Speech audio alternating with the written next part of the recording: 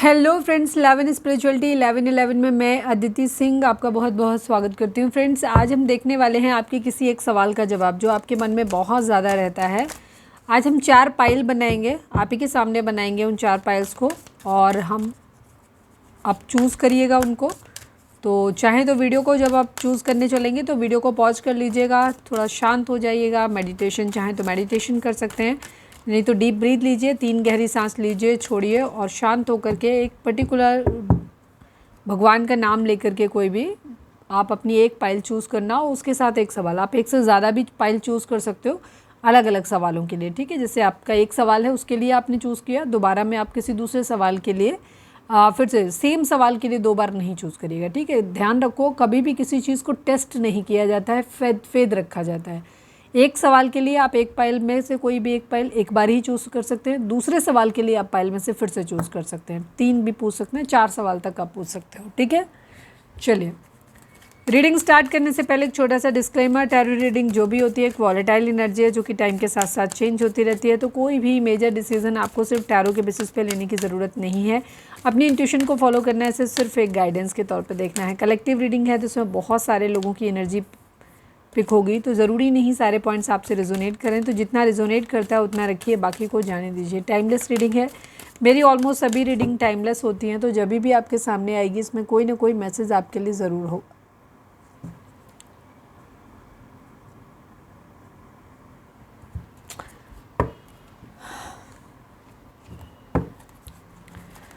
Focus करिए। अगर sir अब तक आपने हमें सब्सक्राइब नहीं किया तो कर दीजिए, और अगर कर रखा है तो thank you so much, and thank you so much आप लोगों के इतने सारे प्यार, सपोर्ट और कमेंट्स के लिए। मेरा मेन चैनल है 4 ऑफ वॉन्ड्स, मतलब फर्स्ट चैनल है 4 ऑफ वॉन्ड्स डिवाइन टैरो। आप चाहें तो उसे भी सब्सक्राइब कर सकते हैं, उसका लिंक आपको इस चैनल के होम पर मिल जाएगा। वहाँ पे डिटेल रीडिंग आती है करेंट फीलिंग के ऊपर, तो वो भी आप जाके देख सकते हो। डेली रात को 10:30 बजे आती है reading. Please divine, please Baba ji, I need 4 piles हमारे व्यूअर्स के लिए। प्लीज़ डिवाइन हमें बताइए हमारे व्यूअर्स के लिए उनके सवाल का जवाब क्या है। प्लीज़ डिवाइन हमें बताइए। आई need 4 cards only, 1 card from 1 question, 1 pile. Please divine बताइए। मुझे खुद भी नहीं पता कि क्या आने वाला है, ठीक है।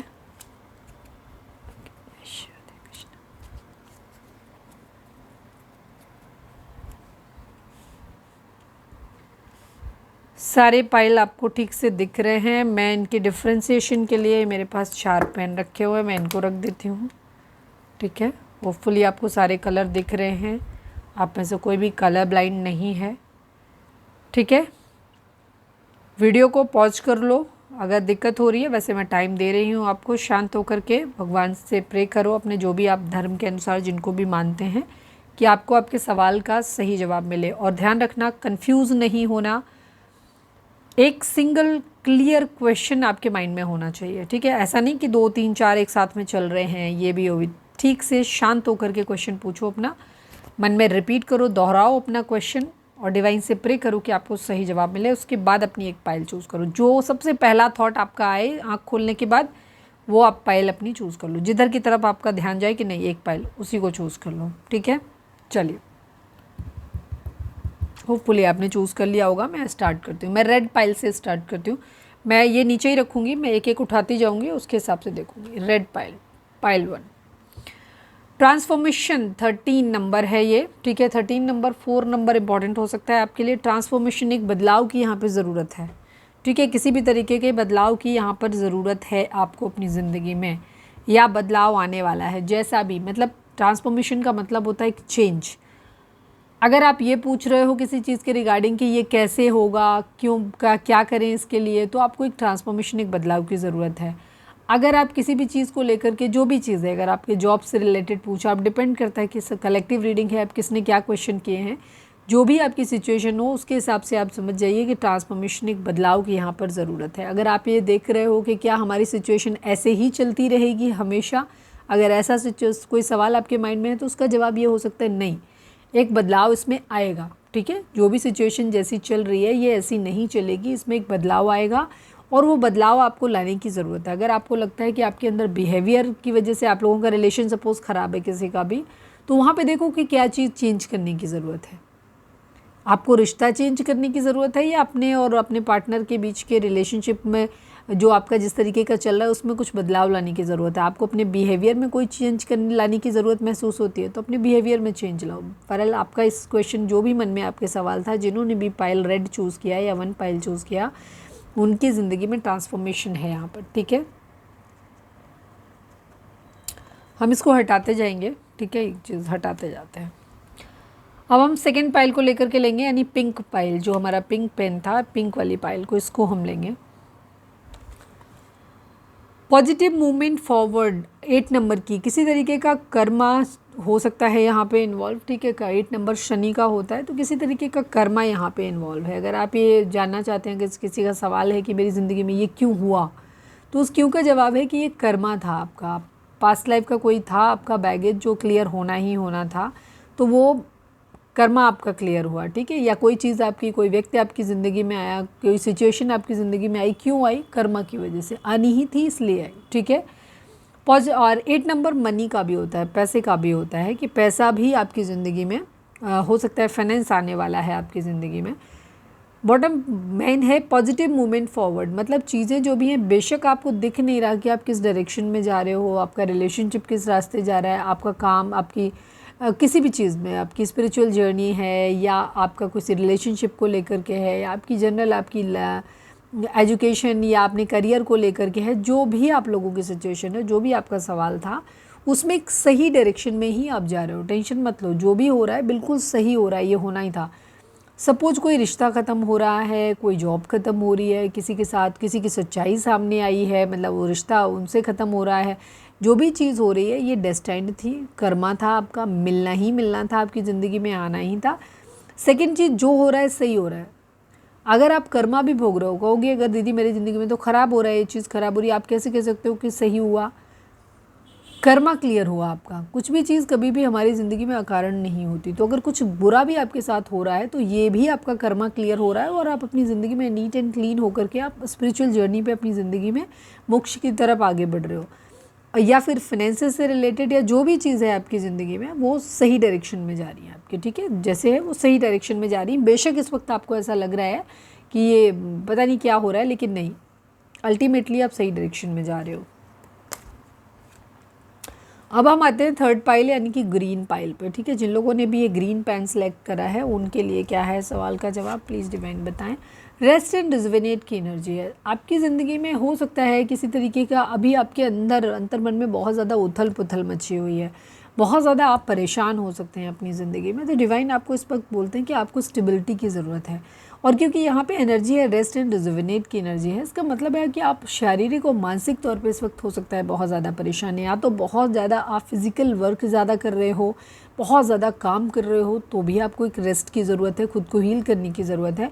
हो सकता है आपका कोई रिलेशनशिप टूटा है जिससे आपका दिल टूटा है, आपके दिमाग पे, दिल पे बहुत ज़्यादा असर पड़ा है इन चीज़ों का, जो भी है, चाहे ये फिज़िकल ट्रॉमा है, चाहे ये मेंटल ट्रॉमा है या इमोशनल ट्रॉमा है, किसी भी तरीके की जो भी चीज़ है, यहाँ आपको सबसे पहले खुद को स्टेबल करना है। तो उसके लिए खुद को आराम करो, हील करो, योगा करो, मेडिटेशन करो, थोड़ा सा घूमो फिरो। अगर बहुत टाइम से आप कहीं बाहर घूमने नहीं गए हो, कोई भी आपने आउटिंग नहीं करा है कहीं पे भी, आप तो बाहर जाओ।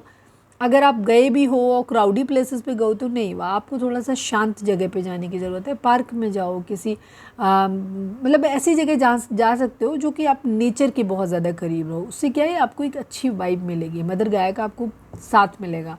तो इस वक्त खुद को आपको हील करने की ज़रूरत है, अपनी ज़िंदगी में स्टेबिलिटी को लाने की ज़रूरत है। वो स्टेबिलिटी मुझे आपकी ज़िंदगी में अंदर, अपने अंदर ढूंढने की ज़्यादा एनर्जी दिखाई दे रही है।